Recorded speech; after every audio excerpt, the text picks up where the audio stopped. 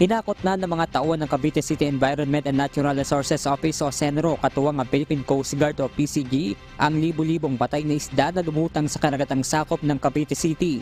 Nakakuha na ang lokal na pamahalaan ng nasa 30 sako ng mga patay na tilapia. Ayon kay Cavite City Mayor Denver Chua, kasalukuyan nilang inaalam kung ang mga ito ay galing sa fish pond.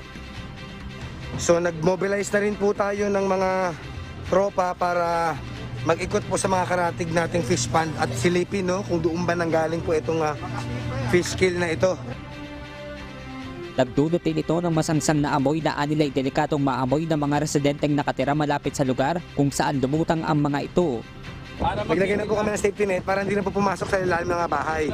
Kasi ang challenge po sa amin, pag nasa ilalim ng bahay, napakahirap po na kunin. So pag namaho po na namaho yan, magiging hazardous sa mga residente natin dito sa Cavite City. Dito lalo na sa barangay 62A. Kaugnay dito na mahagi na rin ng face mask ang lokal na pamahalaan sa mga residente. Sa ngayon, dinala na ng mga otoridad ang naturang mga patay na isda sa Material Recovery Facility para ito'y magiling at gawing pataba sa lupa. Diyos ang aming sandigan, serbisyo publiko ang aming pinahahalagahan. Mula rito sa Cavite, Benedict Samson, Humahataw.